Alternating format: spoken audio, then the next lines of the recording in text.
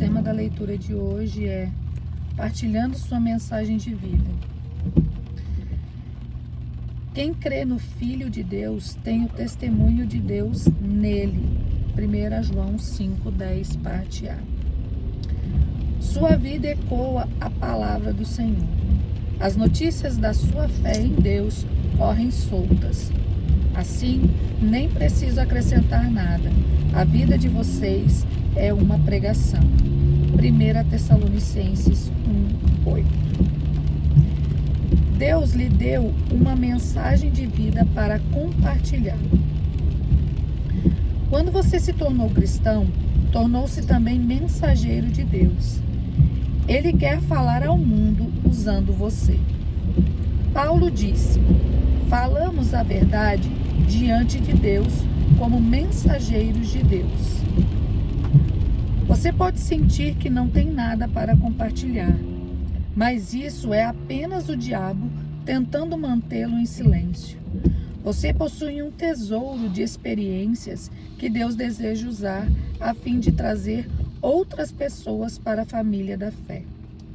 A Bíblia diz: quem crê no Filho de Deus tem em si mesmo o testemunho de Deus. Essa mensagem de vida está dividida em 4 partes. Primeiro, seu testemunho. A história de como você iniciou o seu relacionamento com Jesus. Segundo, suas lições de vida. As mais importantes lições que Deus lhe ensinou. Terceiro, suas paixões devocionais. As questões pelas quais você mais se interessa segundo a forma que Deus lhe deu. E quarto, as boas novas, a mensagem da salvação.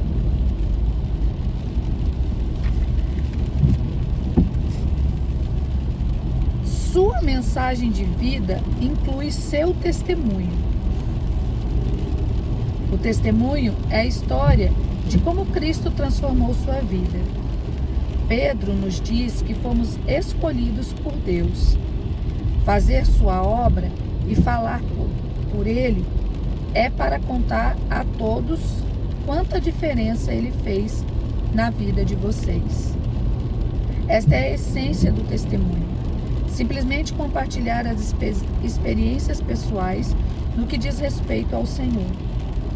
Em um tribunal, não se espera que a testemunha debata o caso, comprove a verdade ou insista em determinado veredito. Esse é o trabalho dos advogados. A testemunha simplesmente conta o que lhe aconteceu ou o que viu. Jesus disse: vocês serão minhas testemunhas. Não vocês serão meus advogados. Ele quer que você conte sua história aos não cristãos. Dar testemunho é uma das principais tarefas de sua missão neste mundo, porque é algo único. Não há outra história exatamente igual à sua. Portanto, somente você pode contá-la. Se deixar de compartilhá-la, ela perderá sua importância. Você pode não ser um mestre da Bíblia, mas é uma autoridade quando se trata de sua vida. Até quando é difícil argumentar com a experiência pessoal. Na verdade, seu testemunho pessoal é mais eficaz que um sermão, porque os não cristãos veem os pastores como vendedores profissionais, mas veem você como um cliente satisfeito. Logo, vão lhe dar mais credibilidade. É mais fácil relatar histórias pessoais que explicar princípios, e as pessoas gostam de ouvi-las. As histórias captam a atenção e ficam em nossa memória por mais tempo. Os não cristãos provavelmente perderiam o interesse se você começasse a citar teólogos, mas têm uma curiosidade natural sobre experiências que nunca tiveram. Histórias compartilhadas criam uma ponte de relacionamento pela qual Jesus pode atravessar do seu coração para o delas. Outra vantagem do testemunho é o fato de ele encontrar as defesas intelectuais. Muitos céticos que não aceitam a autoridade da Bíblia escutarão sem resistência uma modesta história pessoal. Foi por isso que, em 6 ocasiões distintas, Paulo usou seu testemunho em vez de citar as Escrituras. A Bíblia diz: estejam sempre prontos para responder a qualquer pessoa que pedir que expliquem a esperança que vocês têm. Contudo, façam isso com educação e respeito. A melhor forma de estar pronto é escrever nosso testemunho e depois memorizar os pontos principais. Divida-o em 4 partes. Primeiro, como era a minha vida antes de conhecer Jesus. Segundo, como percebi que precisava de Jesus. Terceiro, comprometi minha vida com Jesus. E quarto, a diferença que Jesus fez em minha vida. Isso aí é interessante, né? Porque às vezes a gente não sabe como expressar, como falar, né? Se você organiza dessa maneira, fica fácil. Mas como era a minha vida antes de Jesus? Você tem um panorama, né? Aí a outra é o quê? Como eu percebi que precisava de Jesus. Quando você se depara que não tem mais saída, você já tentou de tudo, né? Aí você passa a entender que você precisa de algo e esse algo é Jesus. A terceira? Como comprometi minha vida com Jesus. Isso, aí você conta como que foi essa mudança, esse encontro, né? E a última? A diferença que Jesus faz em minha vida. Você vê, dessa maneira você consegue falar de Cristo com a pessoa, dando o seu próprio testemunho e acaba acontecendo aí que o livro está ensinando, né? A prova social, né? Prova social, porque às vezes você vai falar, daí você fala de um de outro, mas quando você fala de si próprio, o que aconteceu com você, a história é outra, né? Você com certeza tem muitos outros testemunhos para dar, além do relato de sua salvação. Você tem uma história para cada experiência em que Deus o auxiliou. Faça uma lista de problemas, circunstâncias e crises nos quais Deus interveio a seu favor. Em seguida, seja sensível e utilize o relato que melhor se relacione com a situação de seu amigo não cristão. Situações diferentes pedem testemunhos diferentes. Interessante, né? Sua mensagem de vida inclui as lições de vida que você aprendeu. A segunda parte de sua mensagem de vida são as verdades que Deus lhe ensina a partir de sua experiência com Ele. Trata-se de lições e discernimentos que você continuamente aprende sobre Deus, envolvendo relacionamentos, problemas, tentações e outros aspectos da vida. Davi orou: ó Eterno, ensina-me lições de vida para que eu possa permanecer no curso. Infelizmente, é comum não aprendermos nada com o que nos acontece. Sobre os israelitas, a Bíblia diz: em várias ocasiões, Deus os resgatou, mas eles nunca aprenderam até que finalmente foram destruídos por seus pecados. Você provavelmente já conheceu pessoas assim. Embora seja sábio aprender com nossas experiências, é mais sábio aprender com as experiências dos outros. Não há tempo suficiente para aprender tudo na vida por tentativa e erro. Devemos aprender com as lições de vida dos outros. A Bíblia diz: quando alguém está querendo aprender, o conselho de uma pessoa experiente vale mais do que anéis de ouro ou joias de ouro puro.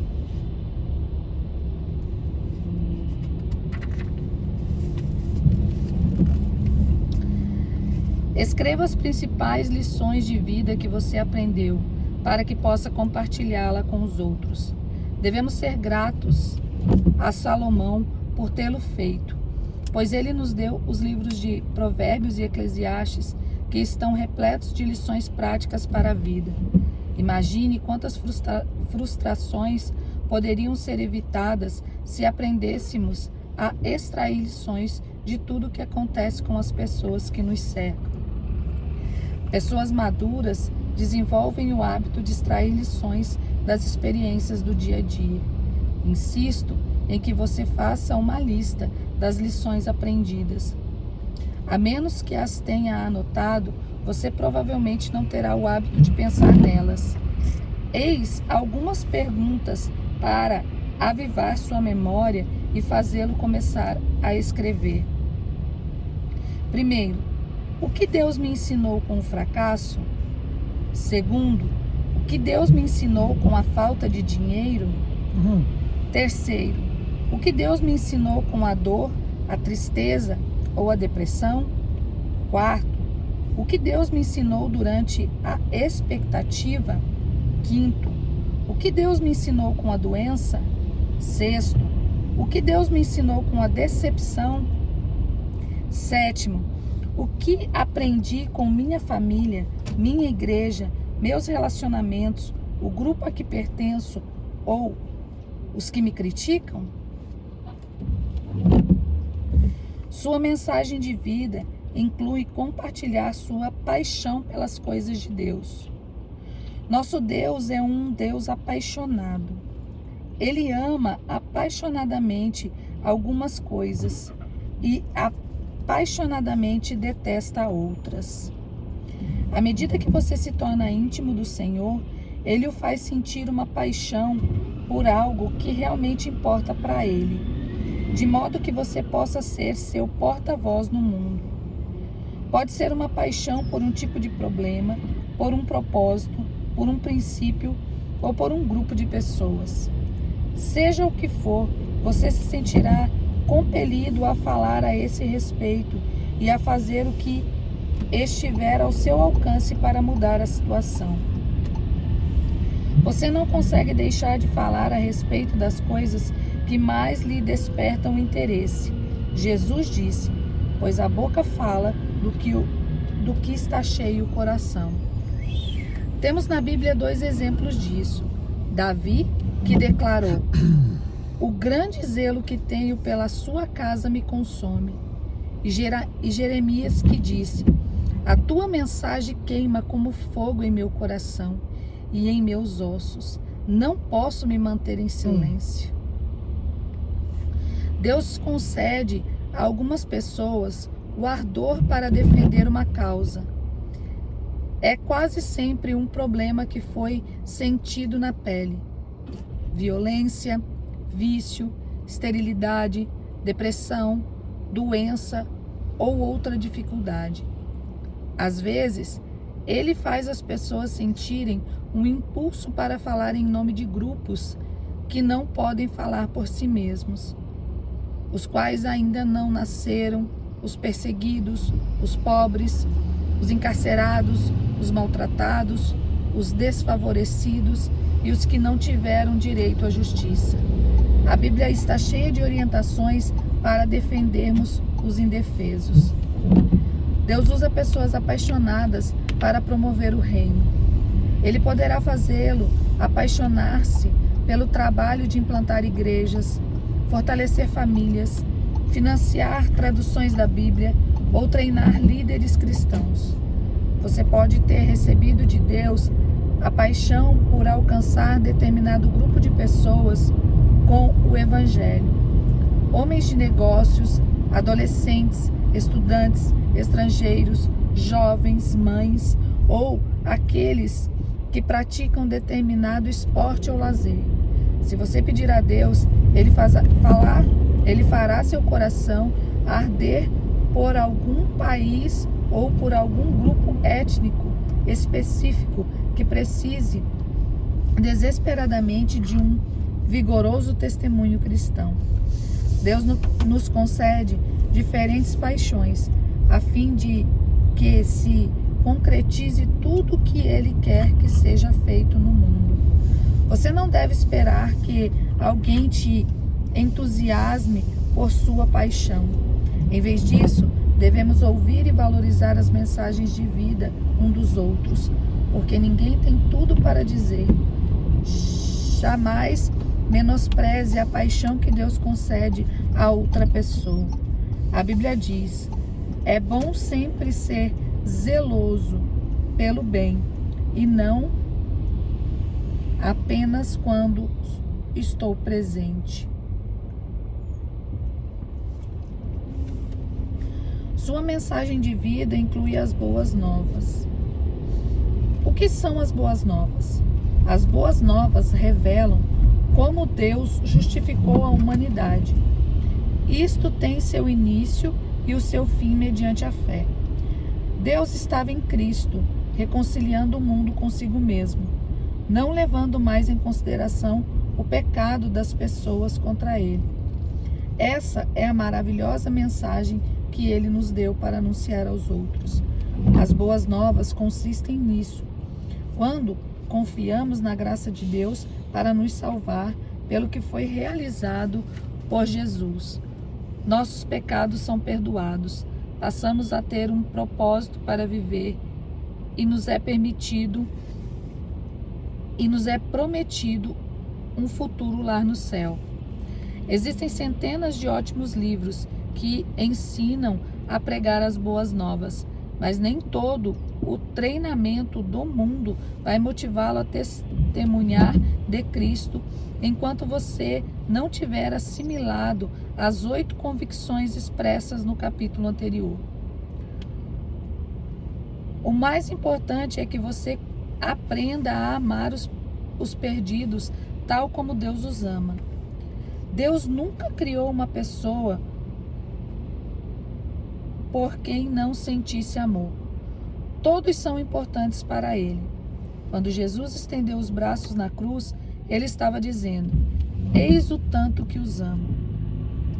A Bíblia diz: pois o amor de Cristo nos constrange, porque estamos convencidos de que um morreu por todos. Sempre que você se sentir apático sobre sua missão no mundo, passe algum tempo pensando no que Jesus fez por você na cruz. Você deve se preocupar com os que ainda não creem, porque Deus se preocupa. O amor não lhe dá outra escolha. A Bíblia diz: o amor não há medo. O amor é totalmente verdadeiro, afasta o medo. Um pai se lançaria para dentro de um prédio em chamas, a fim de salvar o filho porque o ama. Por aquele filho é maior do que um pai se lançaria para dentro de um prédio em chamas, a fim de salvar o filho, porque o amor por aquele filho é maior que o medo. Se você tem medo de compartilhar o Evangelho de Deus com aqueles que estão ao seu redor, peça a Deus que enche o seu coração de amor por essas pessoas. A Bíblia diz: Deus não quer que ninguém se perca, mas que todas as pessoas mudem o seu coração e a sua vida. Sempre que encontrar alguém que não conhece Jesus, você precisa começar a orar por ele, servindo-lhe em amor e compartilhando as boas novas. Enquanto existir uma única pessoa em sua comunidade que não faça parte da família de Deus, sua igreja precisa insistir em buscá-lo. A igreja que não quer crescer está dizendo ao mundo: vocês podem ir para o inferno. Meu Deus. O que você está disposto a fazer para que as pessoas que você conhece possam ir para o céu? Convide-as para ir à igreja ou para participar de seu grupo. Conte sua história, presenteie-as com este livro, leve-as para jantar, ore por elas diariamente até que sejam salvas. Seu campo missionário está ao seu redor. Não perca as oportunidades que Deus está lhe dando. A Bíblia diz: aproveitem o máximo e as suas oportunidades para contar o Evangelho aos de fora. Sejam sábios em todos os seus contatos com eles. Alguém irá para o céu por sua causa? Será que alguém no céu poderá lhe dizer: eu gostaria de lhe agradecer, estou aqui porque você se importou o suficiente para me falar do Evangelho? Imagine a alegria de encontrar no céu pessoas que você ajudou a chegar lá. A salvação eterna de uma única alma é mais importante que tudo o mais que você possa conseguir na vida. Somente as pessoas vão viver para sempre. Pode terminar. Neste livro aprendemos os 5 propósitos de Deus para a nossa vida. Aqui, Ele nos fez para que fôssemos membros de sua família, exemplos de seu caráter, exaltadores de sua glória, ministros de sua graça e mensageiros do Evangelho. Desses 5 propósitos, o 5º pode ser realizado somente neste mundo. Continuaremos a exercer os outros 4 na eternidade, de uma forma ou de outra. Por isso é tão importante propagarmos as boas novas.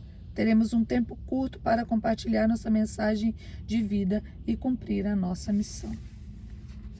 Por isso que todo investimento vale a pena, né?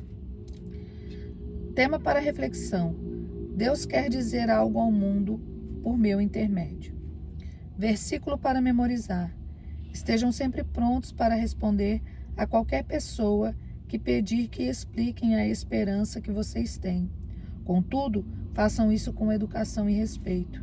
1 Pedro 3, 15, parte B e 16, parte A. Pergunta para meditar. Olhando para minha história pessoal, com quem Deus gostaria que eu a compartilhasse? Muito bem. Então nós temos aí o compromisso de compartilhar nossa mudança de vida, nossa transformação. Melhor maneira de evangelizar as pessoas, né? Com o nosso próprio testemunho.